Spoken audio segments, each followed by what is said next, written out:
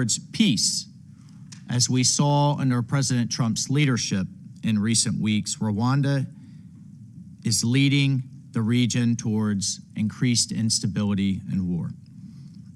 And in light of the commitments made in the Washington Accords, we are deeply concerned that the Rwandan military's continued presence in Congolese territory in support of M23, and we will use the tools at our disposal to hold to account spoilers to peace. We call on Rwanda to uphold its commitments and to further recognize the government of the Democratic Republic of Congo's right to defend its territory and its sovereign right to invite Burundian forces onto its territory. We are engaging with all sides to urge restraint and to avoid further escalation, including refraining from hostile anti-Tutsi rhetoric. As this council negotiates the MONUSCO mandate, the United States will seek to ensure the mission has the capabilities to provide support to both the Doha and Washington agreements, keeping in mind that the parties themselves bear full responsibility for their successful implementation, and we look for the members of this council's support as we negotiate this mandate's renewal. MONUSCO's ability to provide critical enabling support to these processes, however, hinges entirely on its ability to move freely, to sustain itself, to implement its mandate without interference. And the fact that UN peacekeeping forces are under siege by forces backed by a member state that itself is a troop contributor to peacekeeping missions, frankly, is a sad hypocrisy.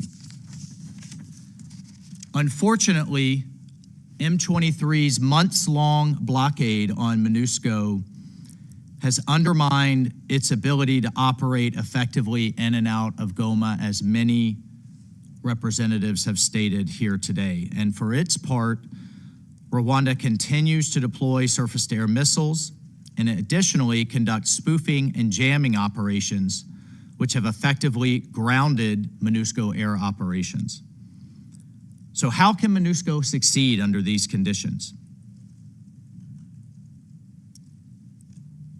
We demand the immediate end of such obstruction, which violates M23 and Rwanda's obligations under both the Doha and Washington agreements, respectively. We remain steadfast in our support of MONUSCO and its role in the realization of these historic agreements, which we believe hold great potential to end the decades of suffering in Eastern DRC. I thank you, Mr. President. I thank the representative of the United States for the statement, and I give the floor to the representative of the Russian Federation. We're grateful to Undersecretary General Jean-Pierre Lacroix for his briefing. We're grateful to the permanent representative of Sierra Leone for his report as the chairman of this 1533 Sanctions Committee on the DRC. We carefully listened to Dr. Mohamed Javid Abdel Moneim, and we welcome the participation in the meeting of the Minister of Foreign Affairs, International Cooperation and the Diaspora of the DRC, Madam Teresa Wagner, as well as representatives of Rwanda and Burundi. Today's meeting, unfortunately, is taking place against a background of a serious escalation in South Kivu as a result of an offensive by the M23 group. We have often repeated that we are particularly concerned about developments in this province. It is located, the city of Uvira, which is located near the border of Burundi, has for several months faced the threat of encirclement and assault by the M23. This situation, just a few days after the summit in Washington, once again demonstrates that international diplomatic efforts do not produce tangible results and do not, in essence, have an impact on the situation on the ground. There can be no talk of an effective truce or a ceasefire. All of this simply remains an expression of intentions by the sides on paper. Today, the Great Lakes region has nearly reached a dangerous line, beyond which a large-scale military confrontation between states can take place. We appeal to the sides to halt their fire and to focus on real steps to resolve the crisis and to create normal conditions of life for the civilians of all countries of the region. Rwanda, as well as the DRC, must begin to implement Security Council Resolution 2773 and stop cooperating with the M23 and the Democratic Forces for the Liberation of Rwanda, FDLR. As long as these basic precepts are willfully ignored, the situation will only continue to deteriorate. I would like to underscore that we support all international efforts aimed at ending the armed conflict in the east of the DRC and the achievement of a long-awaited peace for the Congolese and their neighbors.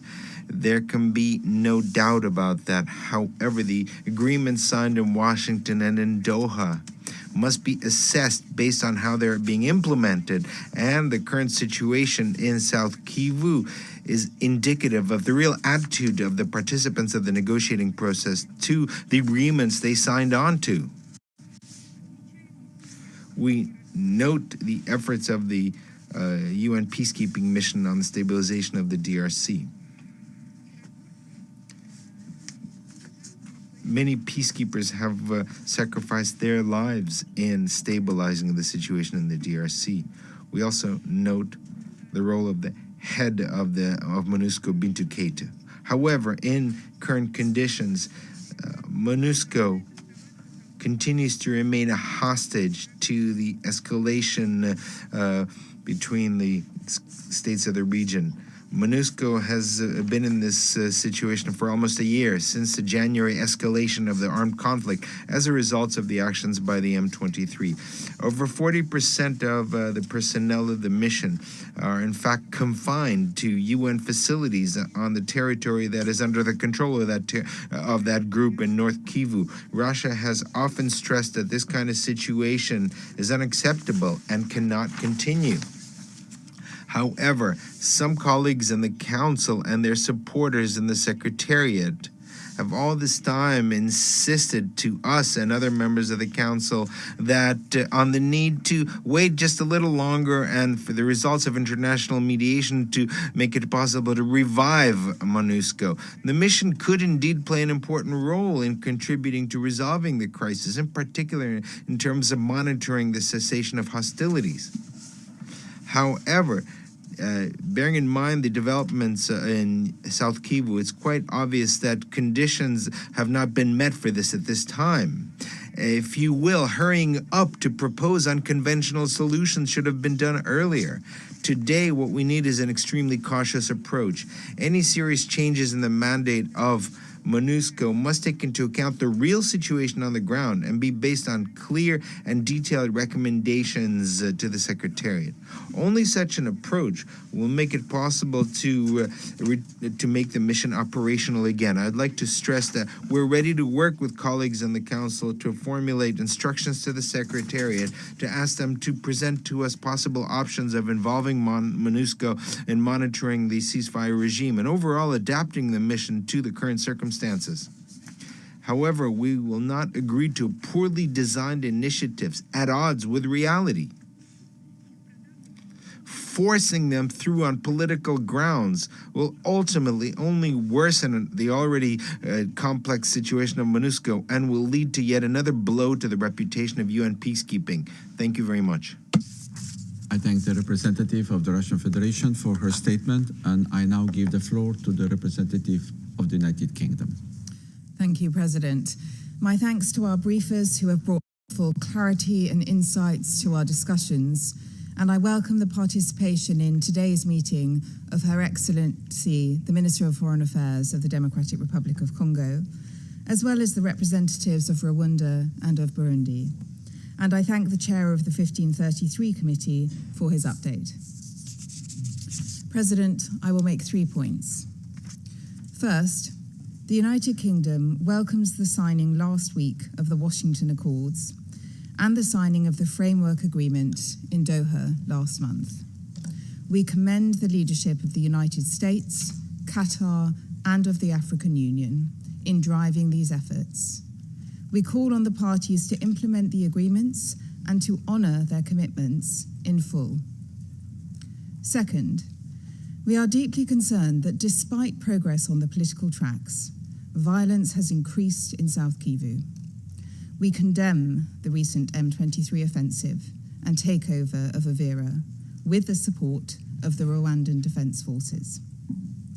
The UK urges an immediate cessation of hostilities and for all parties to fully comply with Security Resolution 2773. There can be no military solution to this conflict.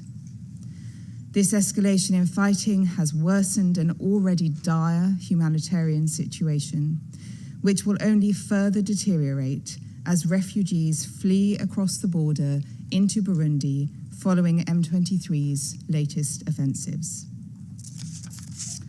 We are greatly concerned by continued reports of human rights violations and abuses, including conflict-related sexual violence, on which we have heard tragic testimony from Médecins Sans Frontières today, perpetrated by the parties to the conflict, and in particular by M23 and Wazalendo. The United Kingdom calls on the parties to fully comply with their obligations under international humanitarian law, including ensuring the protection of civilians. Third, the United Kingdom reiterates our full support for MONUSCO. The mission continues to play a vital role, especially in supporting the protection of civilians. We also express our support for a MONUSCO role in ceasefire monitoring to embed the progress towards peace and security made through the political process. It is critical that MONUSCO is able to deliver its mandate without hindrance. We again call for M23 to lift all obstructions to the mission's operations. We urge all parties to ensure MONUSCO's freedom of movement in compliance with the decisions of this Council. President, the UK calls on all parties to now seize the opportunity to deliver the peace, prosperity, and security that the people of Eastern DRC so deserve. I thank you. I thank the representative of the United Kingdom for her statement, and I give the floor to the representative of Panama. Muchas gracias. Thank you very much, Mr. President. Allow me to begin by expressing our appreciation to Monsieur Jean-Pierre Lacroix, as well as to Dr. Mohamed Javed Abdelmonem, International President of Médecins Sans Frontières, for their valuable briefings. Your work on the ground, saving lives in the midst of so much violence is so important, and we express our condolences for your staff members that have lost their lives in their service. We also welcome the presence of the distinguished permanent representatives of the Democratic Republic of the Congo and Rwanda, and we welcome the permanent representatives of Rwanda at this session. Panama highlights the recent diplomatic progress, including the peace agreement between the DRC and Rwanda, which was reached in June 2025, facilitated by the United States, as well as the framework agreed in Doha between the government of the DRC and the M23, signed on the 15th of November 2025. However, the reality on the ground reminds us that the signing of agreements does not equate with peace.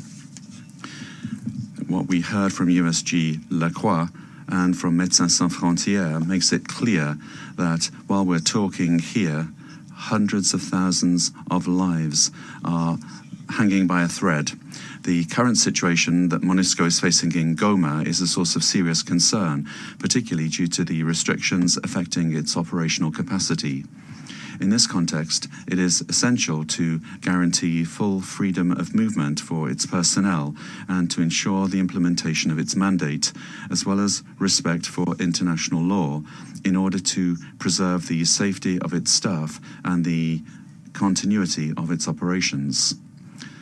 Furthermore, Panama underscores the importance of the full implementation of Resolution 2773, which establishes essential parameters for the protection of civilians and the advancement of the transition, as well as of the sanctions regime renewed through Resolution 2783.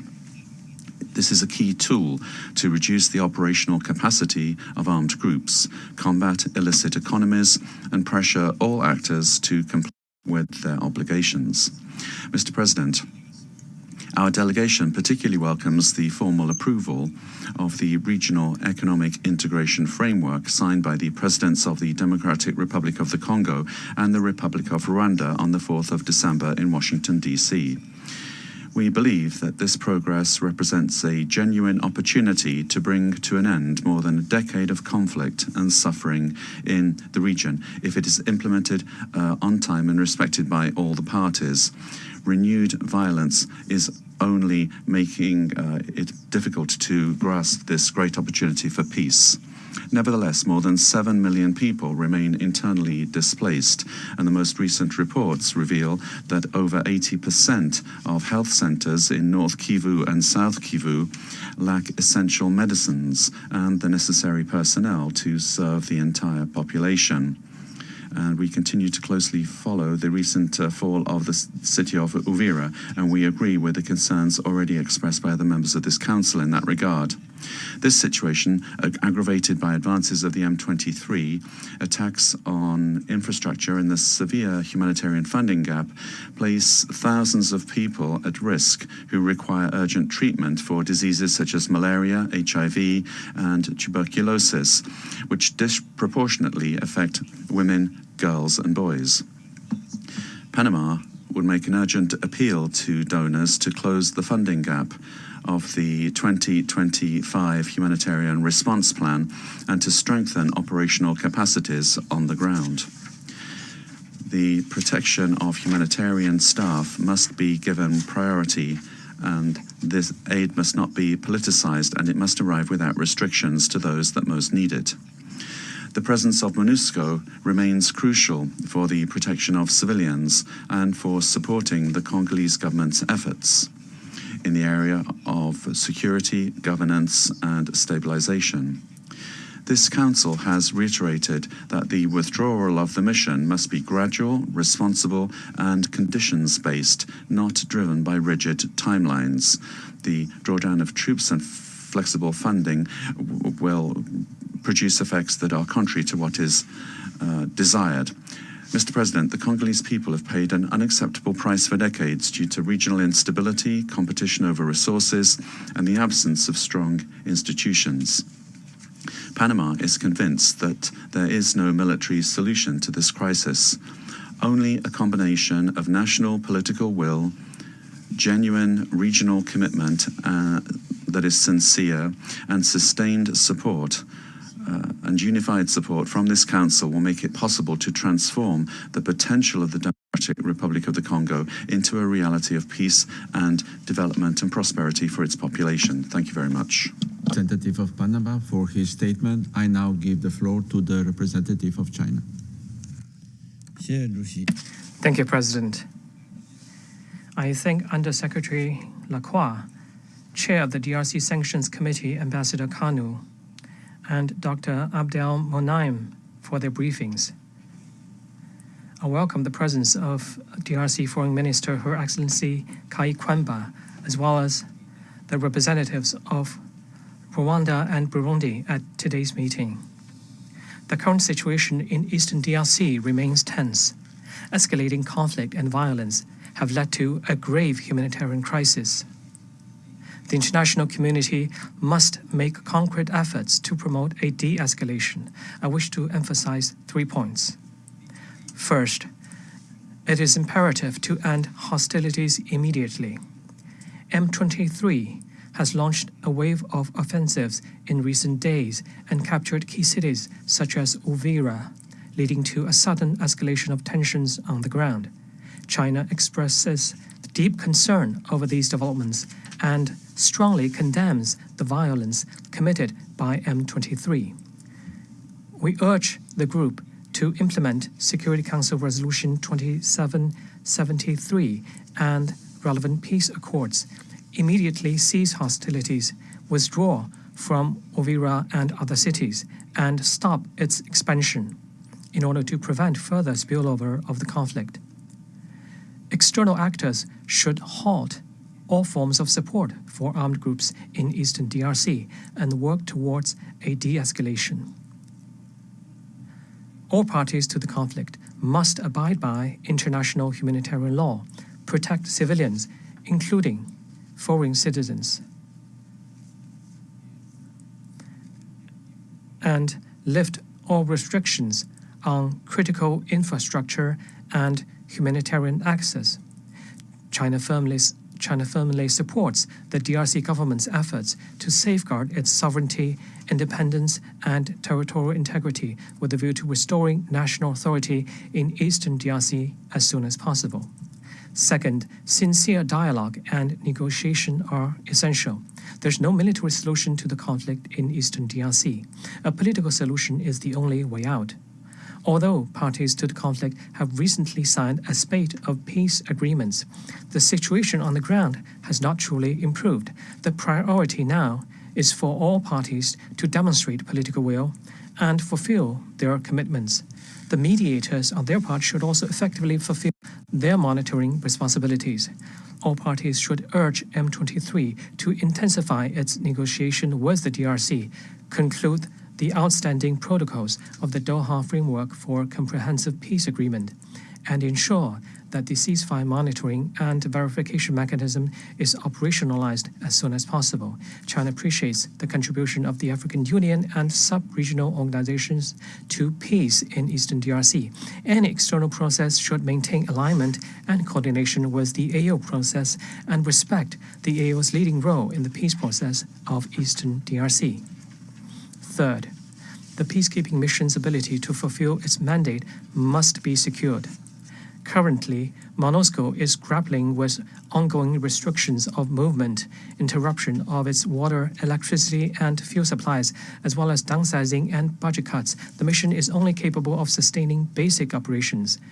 The Security Council should urge the relevant parties to lift movement restrictions on MONUSCO and, at the same time, conduct a comprehensive assessment of the challenges that affect the mission's mandate delivery with a view to finding solutions.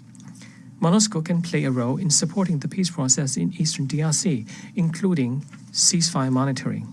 However, any adjustments to MONUSCO's mandate must be based on the situation on the ground, with a feasible plan and predictable outcomes, and must be fully assessed by the Secretariat.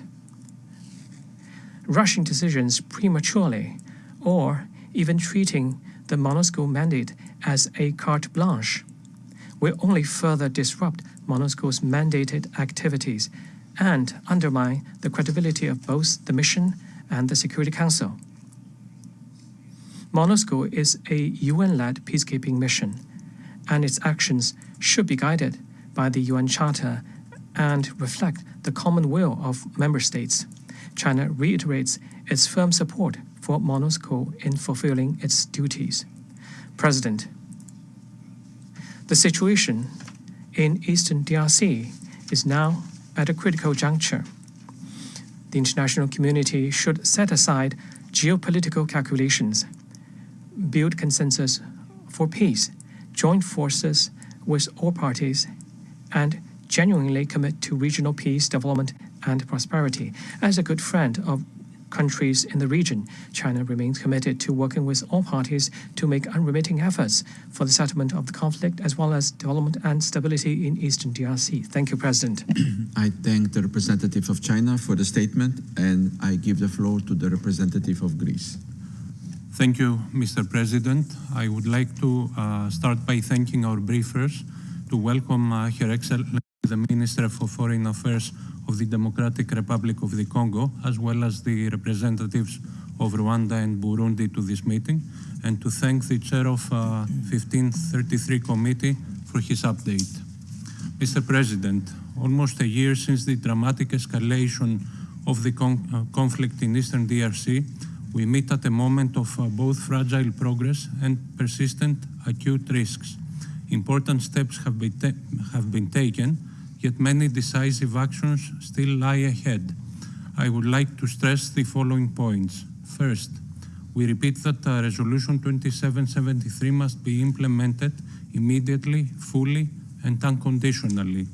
We remain particularly alarmed by the deteriorating security situation in South Kivu, driven by the continuing advance of the AFC M23 with the alleged support of the Rwandan Defense Forces and the risk of a spillover of the conflict that could trigger a regional crisis.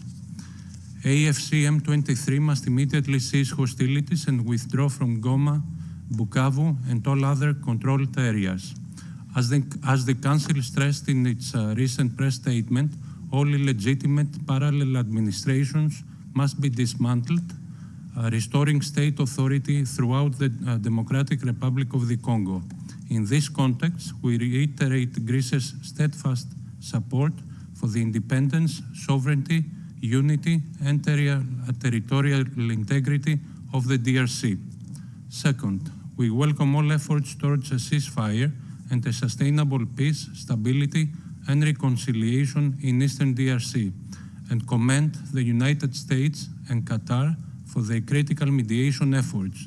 We congratulate President Tshisekedi and President Kagame for the signing of the Washington Peace Accords for Peace and Prosperity on December 4th, as well as the issuing of the joint declaration on the accords by the Democratic Republic of the Congo and Rwanda. We urge them to now accelerate the implementation of their commitments as provided by the accords. These gains must not be undermined by a new escalation in South Kivu by the M23. We also welcome the signing of the Doha Framework for Peace between the government of the Democratic Republic of the Congo and the AFC M23 on November 15th, and we urge them to materialize their commitment to a permanent ceasefire. Third, we are deeply concerned about the grave humanitarian and security consequences of the conflict both in North and South Kivu and in Ituri, as we have heard by our briefers today. All parties must respect international humanitarian law and ensure unrestricted humanitarian access and facilitate humanitarian flights as well. We are particularly concerned about the grave human rights violations and abuses committed against women and children, notably large-scale recruitment and use of children, abductions, killings and maimings, and shocking levels of sexual violence. All perpetrators of violations of international humanitarian law and of violations and abuses of human rights must be held accountable and be brought to justice. Finally, MONUSCO's freedom of movement must be unobstructed and its ability to operate must remain unrestricted. Resolution 2773 reiterates the Council's full support for MONUSCO, whose works remains critical in the DRC in protecting civilians, responding to urgent humanitarian needs, and supporting the implementation of the peace process. We emphasize once more our strong commitment to the safety and security of MONUSCO's personnel. Madam President, as the Council considers the upcoming renewal MONUSCO's mandate, Greece stands ready to work closely with all members to ensure that the mission can continue fulfilling its critical role at this pivotal juncture for the Democratic Republic of the Congo. I thank you. I thank the representative of Greece for the statement, and I give the floor to the representative of the Republic of Korea. Thank you, Mr. President. I thank USG LACWA Ambassador Kanu and Dr. Abdelmonem for their briefings, and also welcome Her Excellency Ms. Therese Kairamba Wagner, DRC's Foreign Minister, and the representative of Rwanda and Burundi to this meeting. To begin, we strongly condemn the M23's recent advance in Uvira in South Kivu, a serious development which risks further escalating the conflict across the region. The unanimously adopted Resolution 2773 demands that M23 immediately cease all hostilities, withdraw from all controlled areas, and the Rwanda Defense Force and its support of M23. We urge all parties to fully and immediately implement this urgent call from Security Council. I'd like to highlight following 3 points. First, the conflict cannot be resolved by the force under any circumstances. In this regard, we welcome the ongoing efforts toward a political solution, including the Washington Accords for Peace and Prosperity, signed on 4 December between the Democratic Republic of the Congo and Rwanda, and welcome the United States mediation efforts. We urge all parties to faithfully implement their commitments. We also recognize the efforts of Qatar and African Union to advance both Washington and Doha processes. Regional cooperation is indispensable for the sustainability of the agreement. We encourage this political process to be closely aligned with regional mechanisms, including ICGLR.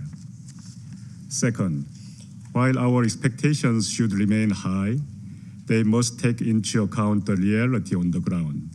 In this regard, we are deeply concerned by the recent offensive expansion of M23 and discouraged by the local community's continuing voice. Nothing has changed.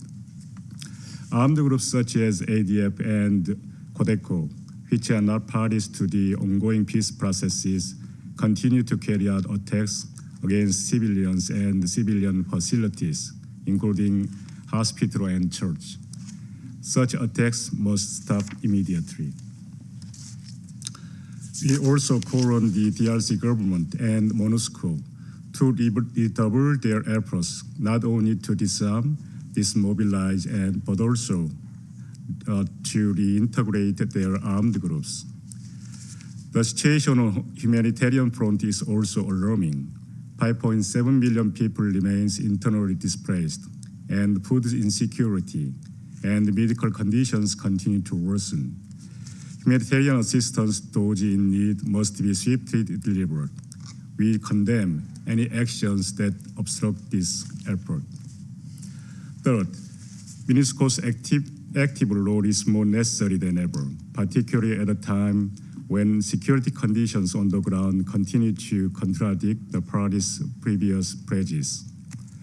We expect MONUSCO to play a meaningful role in ensuring that the ongoing peace process are effectively implemented.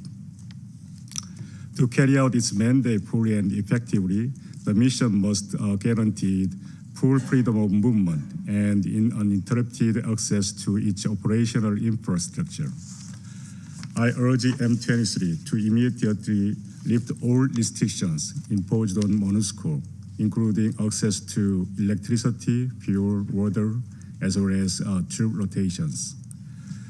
We recall that the Washington Accord, both DRC and Rwanda agreed to support and facilitate MONUSCO's capability to implement its mandate. We therefore urge all parties to translate their commitment into concrete action. Mr. President, the Republic of Korea remains firmly committed to a stable and peaceful DRC and support MONUSCO's vital role in this endeavor. In this vein, we will continue to remain engaged with developments in DRC and discussions on MONUSCO's forthcoming mandate renewal. I thank you. I thank the representative of the Republic of Korea for the statement, and I give the floor to the representative of Denmark. Thank you, Mr. President. And let me also thank USG Lacroix and Médecins Sans Frontières for their briefings. And I would like to welcome the participation of Her Excellency Foreign Minister Wagner, as well as representatives of Rwanda and Burundi in this meeting. 2025 has been a year of major developments in the DRC. Despite consistent challenges on the ground, MONUSCO has continued to deliver. Denmark commends MONUSCO for its tireless efforts in support of peace in extremely difficult circumstances. Mr. President, allow me to raise 3 points. First, We commend the collective mediation efforts by the United States and Qatar, as well as the key role played by the President of Togo as the African Union appointed lead mediator and a panel of facilitators. We welcome the signing by the Presidents of the Democratic Republic of Congo and Rwanda of the Washington Accords on 4 December and the signing by DRC and the M23 of the Doha Framework for a Comprehensive Peace Agreement on 15 November. However, we are deeply concerned that the commitments made by these parties are not being upheld. Just this week, continued advances of the M23 AFC and the intensified clashes in South Kivu resulted in mass casualties and destructions of civilian infrastructure. We call on all parties to refrain from further escalation and remind all parties of their obligations under international humanitarian law. We further urge M23 and the Rwanda Defense Forces to immediately halt offensive operations. In line with Resolution 2773, Denmark reiterates its call on Rwanda to withdraw its troops from eastern DRC and end its support to the M23, as well as we call on the DRC to cease its support for the FDLR. The latest developments strongly underline the need for an immediate cessation of hostilities, leading to a permanent and verifiable ceasefire. Second, Denmark remains concerned by the appalling human rights situation in eastern DRC. We condemn widespread reports of conflict-related sexual violence incidents, notably the use of rape and other forms of sexual violence, including against children. We strongly support the recommendations by the fact-finding mission on the DRC to integrate accountability and transitional justice into peace negotiations and strengthen efforts to prevent and punish conflict-related sexual violence. As we've heard from our civil society briefer today, these violations and abuses are taking place in the context of a catastrophic humanitarian situation. We reiterate our calls for unhindered and safe humanitarian access, including through Goma Airport. We welcome the pledges made on the Great Lake Conference in Paris in October and urge their rapid implementation. My final point, Mr. President. As we approach the renewal of MONUSCO's mandate, Denmark underlines our support for the mission, as well as the critical need for its presence for stability and the protection of civilians in eastern DRC. MONUSCO's mandate must reflect the current operational reality and respond to the situation on the ground, both with regard to possibilities for support to the peace processes and emerging protection needs. We thank the peacekeepers who put their life at risk in the DRC. We underscore that all parties must cease obstructions of the mission's operations and ensure its freedom of movement, resupply, and troop rotations. Let me conclude by expressing our deep appreciation of Special Representative Bintou Keita for her dedication and leadership during her time as head of MONUSCO. We look forward to the timely appointment of her successor at this critical time for the mission. I thank you. I thank the representative of Denmark for her statement, and I give the floor to the representative of Pakistan. Thank you, Mr. President. We join colleagues in welcoming the presence of the Honorable Foreign Minister of the DRC to this meeting, as well as the representatives of Burundi and Rwanda. Pakistan thanks the briefers for the clear articulation of the situation in the Democratic Republic of the Congo, deeply complex and challenging as it is, yet with an opportunity now to improve the things on ground. We appreciate the outgoing SRSG, Bintou Keita, for her job well done under extremely challenging circumstances. President, we commend all MONUSCO personnel for their professionalism and courage under extraordinarily difficult conditions. We pay a solemn tribute to the peacekeepers who lost their lives, including those killed in the aftermath of the M23 takeover of Goma. Their services embody the highest ideals of the United Nations. The perpetrators of those attacks and their supporters must be held accountable. The situation in the Eastern DRC remains extremely volatile. The security environment has deteriorated sharply. Despite the commitments made in the Doha framework for a comprehensive peace agreement on a ceasefire, M23 continues its territorial expansion, including the recent takeover of Uvira. And despite the signing of the Washington Agreement, the AFC M23 continue to receive external support. It is essential that commitments made under these agreements are implemented. We call for an immediate ceasefire and complete cessation of hostilities. It is regrettable that Resolution 2773 remains unimplemented. Nearly 40% of MONUSCO's area of oppression is under the control of the AFC M23. MONUSCO's movements in these territories are severely restricted. Its supply chains disrupted and troop rotations remain difficult. These conditions prevent the mission from implementing its mandate, particularly the protection of civilians. It is unacceptable that armed groups have imposed parallel administrations and stopped utilities of the UN personnel. We condemn these actions unequivocally. M23 must allow MONUSCO to perform its mandate assigned by this Council. It is equally important to address this situation in the context of the current mandate renewal of the mission. The mission must be given mandates that are realistic, achievable, and aligned with realities on ground. MONUSCO, as the only credible and impartial force, is uniquely positioned to play a central role in promoting peace and stability in the DRC. The Council should leverage MONUSCO's institutional experience, logistical reach, and operational presence. It is thus best placed to performing critical tasks, including monitoring and verifying a ceasefire once it is in place. The discussions on MONUSCO's potential ceasefire monitoring role in South Kivu are also important. Pakistan, as one of the largest troop contributing countries to South Kivu, had earlier cautioned that the withdrawal from South Kivu was premature and might create a security vacuum. Regrettably, that assessment has proven correct. This also underscores the need to meaningfully consult those who serve on the ground. Decision-making on mandates and adjustments must better integrate the views of troop and plus contributing countries and field leadership.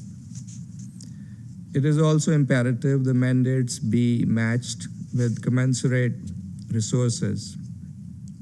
MONUSCO's budget was reduced by $45.3 million, leading to the repatriation of over 700 troops. A subsequent 25% contingency planning further decreased the mission strength by 1,550 personnel. And while the authorized troop ceiling remains at 11,500, MONUSCO currently has only around 8,234 troops on ground. This stark mismatch between the mission's responsibilities and shrinking resources must be urgently addressed to ensure that MONUSCO can effectively deliver on the tasks entrusted to it by the Security Council. President, Pakistan welcomes the recent diplomatic momentum aimed at achieving peace in the Eastern DRC. We appreciate Qatar for facilitating the Doha framework between the DRC government and M23. We also welcome the United States leadership in facilitating the Washington Agreement, signed on 4th December, as a historic step towards regional de-escalation and improved relations between the DRC and Rwanda. Pakistan further commends the African Union-led process under the mediation of Togo, which seeks to harmonize the Luanda and Nairobi tracks into a coherent African-led framework. We agree with Under-Secretary General Lacroix that the gap between the political and diplomatic efforts and the real impact on ground risks undermining these efforts. These processes must strive to address the root causes of the conflict in the DRC for lasting peace and stability. We reaffirm our support for the UN Special Envoy for the Great Lakes region, whose role remains crucial in ensuring coordination and complementarity among these parallel efforts. It is essential that all peace initiatives remain mutually reinforcing and regionally supported and backed by the Security Council and grounded in safeguarding the sovereignty and territorial integrity of the DRC. Finally, we urge the parties to demonstrate political will, to engage in serious dialogue and fulfill their obligations, and avail this opportunity that is presented currently by the high level of international engagement and support to realize sustainable peace in the region. I thank you, Mr. President. I thank the representative of Pakistan for the statement. I shall now make a statement in my capacity as representative of Slovenia. I thank Under-Secretary General Lacroix and Ambassador Kanu for their updates. We are grateful to Dr. Abdel Monem for his uncompromising frontline testimony. What we heard today must be yet another wake-up call. The human cost of this conflict is laid bare before us, stark, undeniable, and worsening by day. We welcome also the presence of the Minister Wagner from the Democratic Republic of the Congo, as well as the representatives of Burundi and Rwanda. Slovenia remains alarmed by the continued sharp escalation of hostilities in eastern DRC, some unfolding even as this Council meets. These developments run directly counter to this Council's decision, in particular Resolution 2773. We welcome intensified diplomatic efforts by the US, Qatar, and African Union, including the signing of the Washington Accords and the Doha Framework for Peace. These diplomatic tracks hold promise, but must be translated into verifiable steps by all parties. As Slovenia has consistently stressed, no progress is possible without silencing the guns. And we agree with Under-Secretary General Lacroix, as well as with several colleagues, that declarations are not enough. Compliance must be demonstrated. Diplomacy must not be used as a shield behind which military gains continue. We call on all parties, Rwanda, the DRC, and the AFC M23, to fully and immediately uphold their commitments. The realities on the ground tell a different story. The latest advances of M23 in South Kivu marks a dangerous widening of the conflict. Slovenia condemns these offensives. We call for an immediate and unconditional ceasefire in line with 2773, and we call on M23 and Rwanda Defense Forces to halt all offensive operations and withdraw. Civilians must not bear the burden of promises that are not honored. We condemn every attack on civilians, medical facilities, humanitarian personnel, and critical infrastructure, not only by M23, but also violence of ADF, Codeco, Zaire, CRP, FDLR, and other armed groups. MSF has just briefed on attacks on health centers, mass displacement, and the immense difficulty conducting life-saving operations. Dr. Abdel Monem, we follow MFS's life-saving work closely, including the unbearable realities of your teams confront daily. The reporting of sexual violence and the sentence that they are not feared but expected, as you just said, is truly shocking, is devastating. Slovenia condemns this brutality in the strongest possible terms. We call on all parties to implement concrete, verifiable measures to reduce harm to civilians, including ceasing all attacks and guaranteeing safe movements for humanitarian actors, including reopening of Goma and Kavumu airports. Slovenia expresses its full support for MONUSCO, and we thank Ms. Bintu Keita for all her efforts and leadership as SRSG and her field-focused diplomacy. As we approach MONUSCO's mandate renewal, the Council must carefully reflect on the current context and trajectories ahead. MONUSCO must remain appropriately equipped and positioned to navigate rapidly changing conditions, particularly in protection of civilians, support to peace processes, disarmament and demobilization, and human rights monitoring. Colleagues, the people of the DRC need and deserve more than perpetual crisis management. We are of the view that with restraint, responsibility, respect for international law, regional cooperation grounded in respect for sovereignty and territorial integrity of all states, non-support to armed groups, and accountability, a path toward de-escalation, lasting peace remains possible. Thank you. I resume my function as President of the Council. I now give the floor to Her Excellency Ms. Therese Kaikwamba Wagner, Minister of Foreign Affairs, International Cooperation, Francophonie, and Congolese Diaspora of the Democratic Republic of the Congo.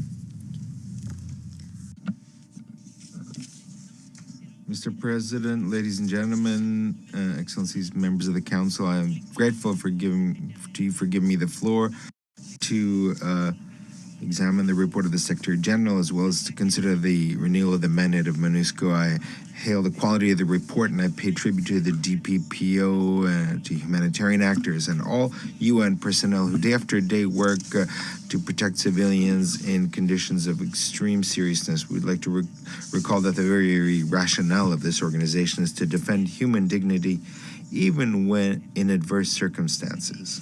I also hail here the presence here and the important contribution of Undersecretary General Mr. Jean Lacroix of Sierra Leone in its capacity as chair of the 1533 committee, and the president of Médecins Sans Frontières and the representative of Burundi. Mr. President, on the 4th of December of this year in Washington, Presidents Felix Tshisekedi and Paul Kagame signed an agreement facilitated by the United States under the leadership of President Donald Trump. This agreement, supported by regional guarantors and international ones, brought and continues to bring the hope of a historic turning point. And yet, less than 24 hours after that signature, the facts have refuted the commitments undertaken. There were bombings, explosive drones, coordinated offensives around Uvira and in the Ruzizi plain. It's unacceptable that a solemn agreement should thus be trampled on the very day after it was signed on to. These actions put into question the dynamic created in Washington and confirm what the Secretary General's report underscores. The ceasefire demanded by Resolution 2773 has not been implemented. Attacks against civilians persist. Humanitarian access is hindered, and the situation continues to worsen in spite of diplomatic efforts. Your Excellencies, the Democratic Republic of the Congo voluntarily chose the path of diplomacy. This choice is neither a concession or a sign of weakness. It reflects our control of this, our sense of responsibility and our faith in multilateral mechanisms, which are, if fully embraced, could still restore peace. We've made this choice because we believe in the commitment of the United States, the main facilitator of the Washington process. We believe in the steadfastness of the state of Qatar, guarantor of the Doha process, and in the norm and in the value of the Luanda process as a framework. Its principles continue to guide the actions of the African Union, currently led by the Togolese Republic. The DRC has acted in good faith. It continues to act in good faith. Diplomacy for us is not some default setting. It is the very expression of our sense of responsibility as a state and our respect of international law. Mr. President, Your Excellencies, since the 4th of December in the evening, positions around Gatoguta, Ruvungi, Kaziba, Burambo, Luvungi, and along the Kamanyola-Uvira axis have been targeted by shelling coming from the positions of the RDF M23. Kamikaze drones have hit civilian areas. Over 500,000 people have once again been displaced. South Kivu, already in a precarious situation, has reached a breaking point. These facts have been documented by humanitarian mechanisms and confirmed by OCHA. They also create a major risk of regionalization. Shells have already hit Burundi. Uvira is only 30 kilometers from Bujumbura. No neighboring country can be exposed to such attacks without risking escalation. Regional stability cannot rest on the normalization of violations that are as serious as this. Mr. President, less than a week after the signature of the Washington agreements, certain actors have chosen to stray from the commitments freely undertaken. Reversing the narrative and using systematic disinformation to attribute to the Democratic Republic of the Congo the responsibility for attacks committed by the coalition RDF M23 is a well-documented strategy now by international mechanisms. We cannot accept for manipulation to become an instrument of regional policy. Facts are stubborn things. The resolution of the Security Council are even more stubborn. The truth is not negotiable. International law cannot be perverted to legitimize aggression. Observed violations contravene Resolution 2773, contravene the agreement of the 27th of June, the agreement signed in Washington on the 4th of December to the Doha Agreement, and the very conditions of the implementation of the Regional Economic Integration Framework that was also signed in Washington. Today, it is the very credibility of the entire process and of their guarantors that is at stake. These members of the Council, we have reached a moment of truth. Either the international order accepts being openly defied, namely by Rwanda, or this Council assumes its responsibility. Impunity has gone on for far too long. The Congolese people cannot continue to bear the cost of commitments that are violated and resolutions that are not implemented. The facts are clear. The ceasefire demanded by Resolution 2773 has not been respected. Foreign forces, namely the RDF, remain on Congolese soil. Civilians continue to be targeted. Humanitarian access is obstructed, and disinformation is being used deliberately to invert responsibilities and shield the perpetrators. Credibility of all processes, Washington, Doha, and the African facilitation depends on one principle: accountability. Without consequences, agreements have no force. Without consequences, the cycle of violence will continue. Resolution 2773 is not lacking in clarity. What is lacking is its enforcement. A resolution that is not enforced does not deter violence, it invites it. When violations carry no cost, impunity becomes policy. The responsibility now before this Council is not to restate its decisions, but to enforce them. Mr. President, 9 months after the unanimous adoption of Resolution 2773, the conclusion is inexorable. Yet another city has fallen. A parallel administration has been consolidated. Thousands of additional families have taken flight. Others have been killed, raped, terrorized. And even MONUSCO, blue helmets, civilian personnel, leadership, have been targeted. Over the course of these 9 months, this Council has taken no concrete measure to uphold its own resolution and to defend its own mission. Appeals, warnings, but no action. A lack of action has allowed Rwanda to continue and expand its operations in an environment where violations bring about no consequences. The time has come for this Council to confront an essential question. To what extent, in 3 decades of crisis, the absence of coercive measures has contributed to the persistence of these violations? Mr. President, Resolution 2773 remains the lodestar of the UN's involvement. It must be implemented in its entirety without any ambiguity or exceptions. The Democratic Republic of the Congo calls for a robust, coherent mandate adapted to the realities on the ground, one that protects the very authority of this council. A renewed mandate must guarantee the protection of civilians, reaffirm the withdrawal of foreign forces, support humanitarian operations, explicitly include the protection of blue helmets of civilian personnel and the leadership of MONUSCO, condemn any attacks against them, and prevent any circumvention of the decisions by the Council, because indeed, obstruction of the UN mandate by Rwanda M23 can never justify its weakening. This Council cannot cede in the face of this challenge to its authority. Mr. President, the DRC is an African country, but the DRC is also a fully fledged member of the international community. We respect African solutions to African problems. However, this cannot become a kind of legal relativism, making it possible to circumvent universal norms. There is no regional version of human rights or of sovereignty.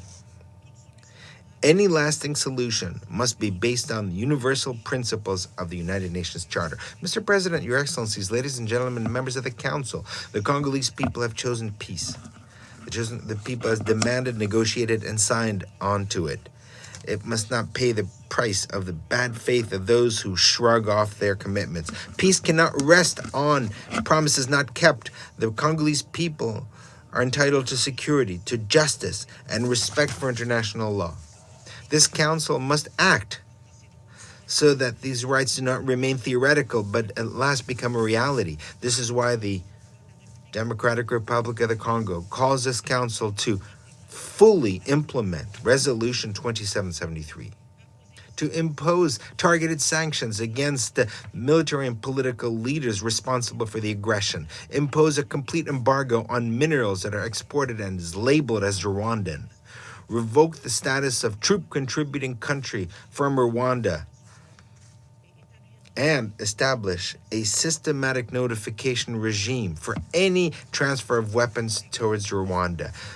The Washington and Doha guarantors, the African facilitators, must also assume their responsibilities.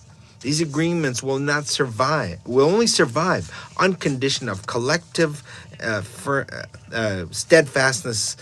It is now up to the international community to uphold the commitments undertaken and pave the way at last for the advent of a lasting peace in the east of the Democratic Republic of the Congo and the entire Great Lakes region. Thank you very much.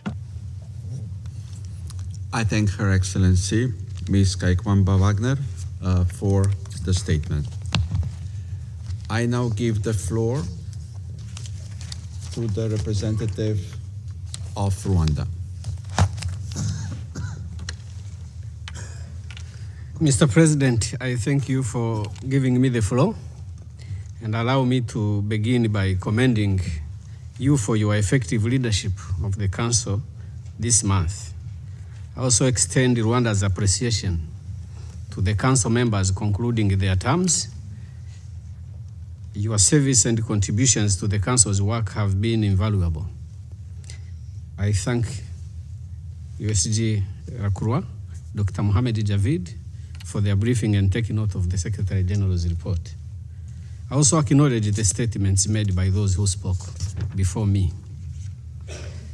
As the Council considers MONUSCO's next mandate, Rwanda expects a mission that is clearly anchored in and reinforcing of the Washington Peace Agreement and the Doha Framework, both of which the Secretary General's report rightly identifies as the central avenues for a sustainable peace.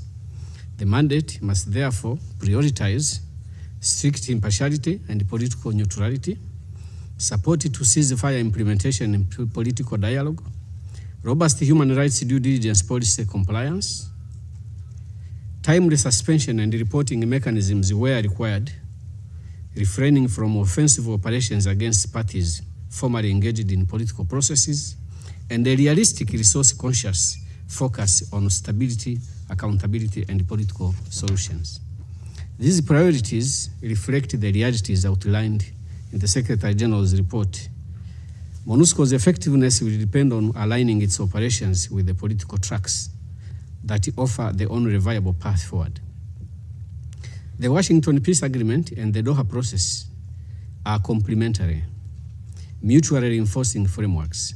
When the mission supports them consistently and impartially, it can help to create the necessary space for implementation. Rwanda reiterates its full commitment to implement its part of the agreement. We equally believe that the success of the agreement will depend on the political will of both parties. Mr. President, the recent situation in South Kivu has been extensively discussed, and allow me a moment to also address it. And I will address some of the issues that may logically attract a question. Why am I addressing them? But there is a background to that. In 1994, in this chamber, Ambassador Kovac of Czech Republic, Ambassador Kateranye of New Zealand, Ambassador Gambari of Nigeria spoke that Rwandans were being exterminated, that an ethnic group in Rwanda was being exterminated. They had never been to Rwanda, but they discharged their responsibility, confronted denial and silence that was taking place in this chamber to call the genocide for what it was, as it was happening in Rwanda. So, I'm here today, and I survive today because those courageous diplomats discharged their duty. I wanted to do it. The situation in South Kivu and the general situation obtaining after the Washington Agreement is a collection of many situations. The ceasefire that was repeatedly broken by the DRC government, that not only broke the ceasefire, but announced they would never stop attacks. Air attacks are offensives too. Even as the diplomatic tracks move forward, the situation on the ground in South Kivu continues to deteriorate in ways this council cannot morally or legally ignore.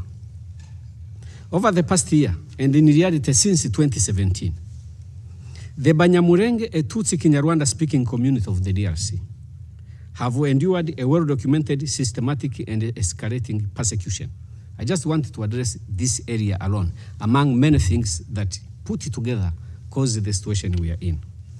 Allow me to highlight just a few incidents which are part of this sustained and systematic campaign of persecution of the Banyamulenge Kinyarwanda-speaking Tutsi ethnic group. Since 2017, more than 85% of Banyamulenge villages in South Kivu were destroyed. An estimated 700,000 cattle, which is their economic lifeline, were raided and killed. On August 25th of 2025, Wazalendo militias and FARDC issued a 10-day ultimatum demanding that all Banyamulenge leave Uvira or be killed. The ultimatum further prohibited them from accessing markets, water points, and other essential means of survival. On the 4th of September 2025, the decision was made to deny the Banyamulenge civilians access to public water points on the grounds that they were enemies. From the 5th to 8th of September 2025, Banyamulenge civilians were abducted and shot, while the mobs chanted for the end of the Banyamulenge. These are early warnings, indicators of atrocity crimes, discrimination, dehumanization, forced displacement, and the denial of basic services. Tens of thousands of Burundian soldiers were deployed into South Kivu on the invitation of the government of the DRC. This is in addition to the presence of FDLR, mercenaries, Wazalendo, and other militias. These troops established coordinated military blockades which exacerbated the situation above. Their operations alongside FARDC, FDLR, and the affiliated militias imposed siege on the Banyamulenge population. And I wanted to highlight here that there are other ethnic groups in that area. There are Babembe, Bafurero, there is another ethnic group that I don't remember. But these conditions I'm describing were imposed only on Banyamulenge Tutsi ethnic group. Banyamulenge, yes. Their operations alongside FARDC and FDL and affiliated militias imposed a siege on the Banyamulenge population, resulting in nearly a year of the communities in the Minembwe Highlands being deprived of food, medicine, and humanitarian access. This situation was exacerbated by the coordinated military blockades. On the 16th to 18th of October 2025, the only road to the Mitamba market was closed, cutting off food supplies to civilians. On the 6th of September 2025, a group of 80 to 100, between 80 and 100 Banyamulenge civilians, mostly women, returning with food for their starving families, were ambushed by a FARDC Burundian Mai Mai coalition, and reports indicate killings, torture, and sexual violence. Equally well known, but disregarded, is the scale of air attacks carried out by DRC government forces and their allies, which continue to affect civilians already under siege. Among many others are the following. On the 29th of August 2025, and multiple dates, repeated drone strikes hit the outskirts of Banyamulenge IDP camps around Mikenya. On the 27th of September 2025, a Burundian CH-4 drone bombed in Nzibira in South Kivu. On the 15th of November 2025, Kinshasa operated drones bombed Mikenya, a village hosting Banyamulenge internally displaced persons. Between March and December this year, there has been 50 air attacks in this area. No one is speaking about this. I will appreciate the situation another day if we can be told this didn't happen. We have raised this, at least I did, with some members of the council, individually. We have raised this in this chamber. Nothing was done. The government of the DRC, as an inviting authority, should be responsible for the action and the conduct on the ground of Burundian forces and their allies. Rwanda has not been silent. I just said this. Rwanda has not been silent in the face of these developments. Our Minister of Foreign Affairs has raised the blockade directly with the mediators, the United States and Qatar, the representatives of the European Union and the African Union. And I have just said that I raised it with individual members of the Council. I raised it with the penny holder, with some presidencies, with the heads of some mechanisms in the region, and nothing happened. Taking into account the factual situation and the wider context of hate ideology in DRC and the inherent legal and moral obligation, allow me to ask the question. Has the Security Council not been aware of this situation? Or did it not? Did this situation not merit your attention? The situation in South Kivu, as we address it, we must consider what was the situation before the recent escalation.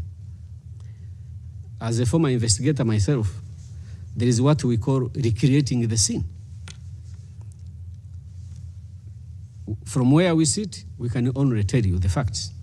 But the Security Council can, among the wide possibilities you have, to recreate this scene. Choose to recreate it. But that is how it will look. All the principles that we have spoken about, sovereignty, territorial integrity, Rwanda is part of that multilateral belief that must be respected. But the existence of FDLR threatens all of that. Yes, facts are stubborn. Resolutions are more stubborn. And in the resolutions, one stubborn fact is that DRC government has, for the past 30 years, supported the FDLR. FDLR does not just threaten the territorial integrity of Rwanda. It threatens the very existence of Rwanda and its people. One of my uncles paid money in 94, so he could be killed by the bullet. Because there was that situation, you either choose to be shot or you die by a machete. One of my uncles paid money to be killed by a bullet. So everyone can make a decision not to care about the situation of Rwanda and the threat we face. All these people that I'm talking on behalf of, because nobody else does, in the situation they face. But do we also ask them to be participants in their own situation, to be part of the plan for their own extermination? Can we go that far? So to conclude, honorable members distinguished members of the council, we thank the mediators. We thank them very much. And we thank most profoundly the efforts that are going on by the mediators, particularly the United States, to address the most recent situation. And we are a willing participant to finding a viable solution forward, because we believe if we all commit to implementing in good faith the commitments we made in Washington, and if we support fully the process in Doha, then we possibly have a possibility to have a peaceful solution to the conflict that we have lived with for many, many years. This problem has gone on for too long, and it is our request and our appeal that we should all focus to supporting the present avenues for a peaceful solution. I will not go into what we said in the past. We have been here many times. Why do we have defensive measures and how are they going to be lifted? All those issues are addressed in the agreements, and we shall continue to work with mediators and to make sure that we meet our part of the challenge. Thank you very much. I thank the representative of Rwanda for the statement. I now give the floor to the representative of Burundi.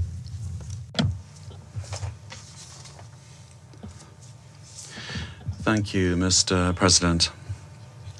I would like to begin by congratulating Slovenia on its presidency of the month and for having placed this briefing on MONUSCO on the agenda of the Security Council. Burundi would like to thank the Secretary General for the presentation of his report and commends MONUSCO's ongoing efforts working under extremely complex conditions. We also appreciate the opportunity given to us to share our assessment of the security situation, and we wish to draw the Council's attention to the dramatic developments in the security and humanitarian situation, particularly in the city of Uvira and its surrounding areas, and the massive displacement of populations with thousands of refugees currently in Burundi, notably in Bujumbura province in the commune of Cibitoke. Burundi wishes to denounce the repeated and ongoing violation of Resolution 2773 as evidenced by the seizure of Uvira by the Rwandan army. These operations have targeted and resulted in countless civilian casualties. We are particularly concerned by the cross-border attacks, including the use of artillery, drones, and other lethal means, some of which have struck localities within Burundian territory. These acts violate Burundi's sovereignty. They endanger the security of civilian populations and undermine collective efforts for peace. We believe that the current moment calls for clarity, political courage, and a collective commitment to the full and effective complete implementation of the Security Council's resolutions, particularly Resolution 2773. The commitments recently undertaken including those endorsed in the agreements signed in Washington, must be respected by all parties, without ambiguity and without preconditions. We therefore call upon the Council to, firstly, ensure that Security Council resolutions are implemented impartially, because the collective credibility of this Council depends on its ability to guarantee their effective enforcement. The relevance and credibility of MONUSCO are at stake.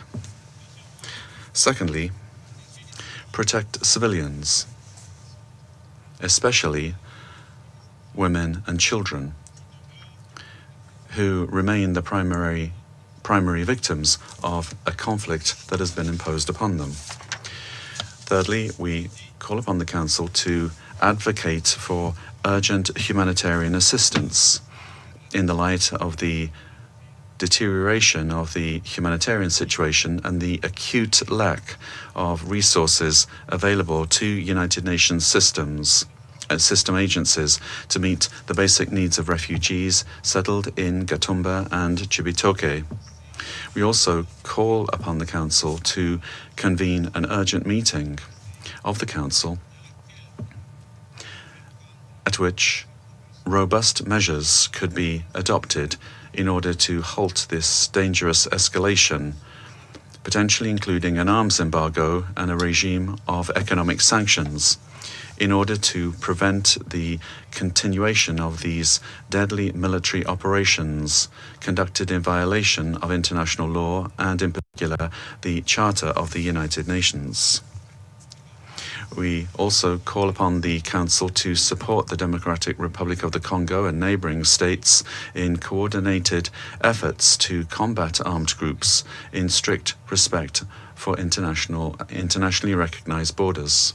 And finally, we call upon the Council to strengthen its support for regional verification and monitoring mechanisms in order to document violations, prevent escalation, and rebuild trust. Furthermore, Burundi wishes to inform this August Council that it has taken very seriously the message conveyed by the bombs launched from Rwanda on the 4th of December onto Burundian soil in the commune of Cibitoke, injuring a woman and a child. We consider this act to be a grave provocation and a manifestation of a belligerent attitude which we strongly condemn. Let me be clear. Restraint has its limits. Should these irresponsible attacks continue, it would become extremely difficult to avoid a direct escalation between our two countries.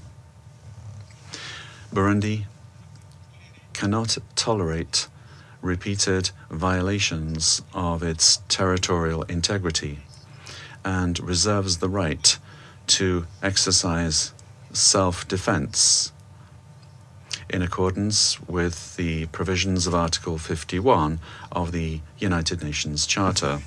Burundi remains a reliable partner for regional peace and security.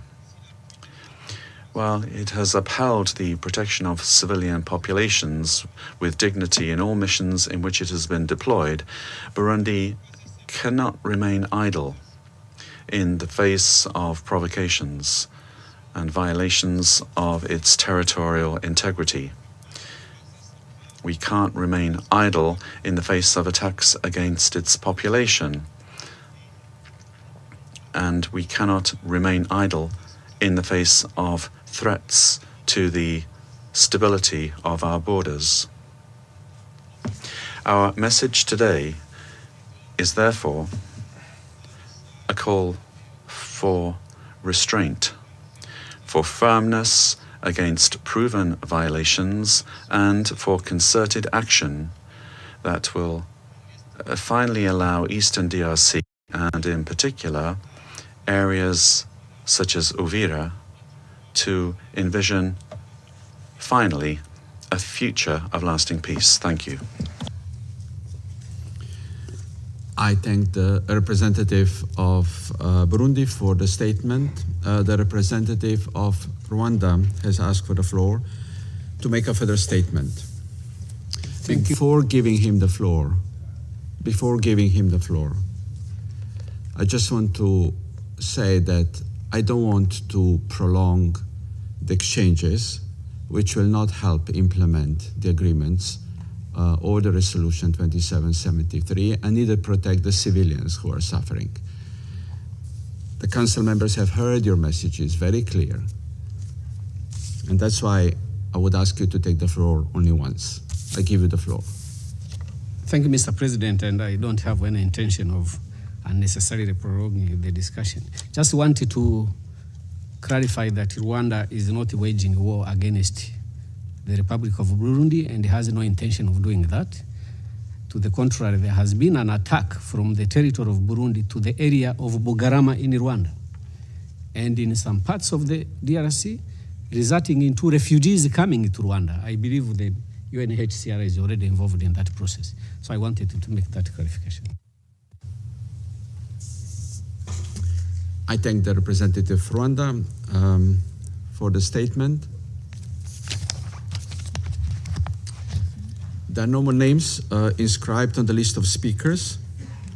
I now invite council members to informal consultations to continue our discussion on the subject. The meeting is adjourned.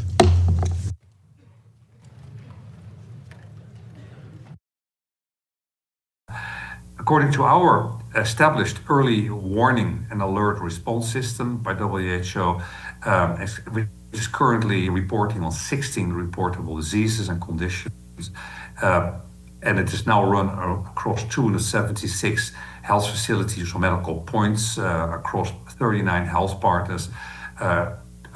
Since 2023, we have seen over 1.47 million cases of acute respiratory infections and over 670,000 cases of acute diarrheal diseases have been reported. Diagnostic and testing remains severely limited due to the lack of lab reagents. All hospitals are complaining and raising this with this. So, as WHO and other partners, we also will try to help to keep the newborn and children and mothers warm in hospitals, and blankets, thousands of blankets, newborn hats, etc., prepared for distribution. Of course, breastfeeding support and materials for skin-to-skin care. My last topic is medical evacuation. So this week, WHO medevaced 25 patients and 92 companions. This was a medevac to Europe, Italy, Norway, Belgium, and Romania. Total patients evacuated since October 23 are now 10,645, of which 5,632 children. That's over 53%. According to the assessments and the records, 1,092 patients died while awaiting medical evacuation between July 24 and November 28 in 2025. However, this figure is likely underreported and not fully representative. It's based solely on reported death. More than 18,500 patients, including 4,096 children in Gaza, are still in need of medical evacuation. We hope, of course, that health service in Gaza will further improve, that figure might shrink a little bit, but still, thousands of patients, including children, need to be medevaced. And we, as WHO, as we do it all the time, we call on more countries to open their arms and to welcome patients from Gaza. And specifically, to have the medical evacuation to West Bank, including the East Jerusalem hospitals, to be restored. This is, we're becoming desperate about repeating this again and again. It's a ceasefire. The traditional referral pathway for Gazans to the East Jerusalem hospitals and to the West Bank hospitals should be restored. Before this crisis exploded, between 50 to 100 patients per day were treated in East Jerusalem hospitals and the West Bank. It's the most efficient way, it's the most effective way, and it really would be a little game changer when we talk about medical evacuation. Thank you very much. Over to you. Thank you. Thanks again. And I'll now turn the floor over for questions. First question goes to Ibtisam.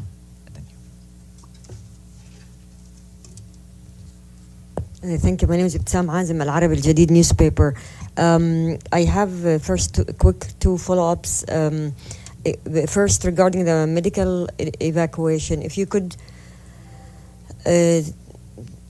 when it comes to the challenges, if you could elaborate on, is the challenges mainly that you are not getting visas or that you are not getting host countries, or is it also that the Israelis are not allowing people to leave? Like, what it's bureaucratic, what exactly are also the challenges? And then regarding the situations of mothers and children when it comes to malnutrition, if you could talk to that and the consequences, if you have numbers.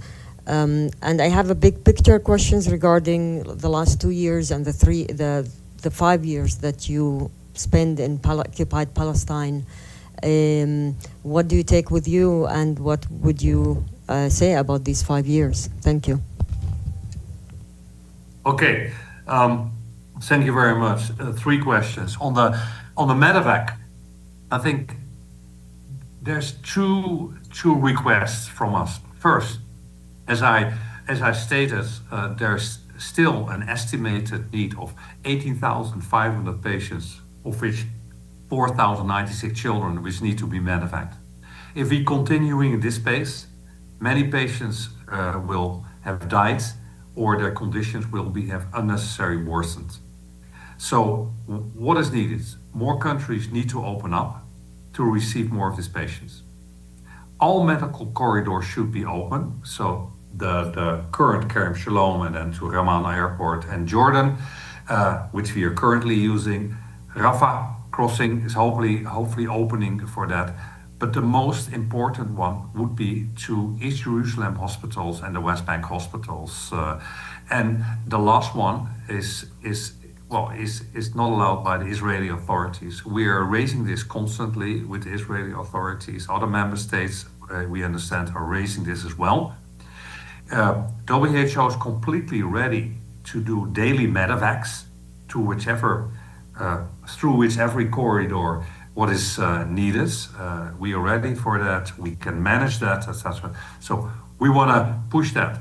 When we talk about East Jerusalem and the West Bank hospitals, so could they take all the 18,000 patients? No, of course not. But they could take a few thousands over the coming period.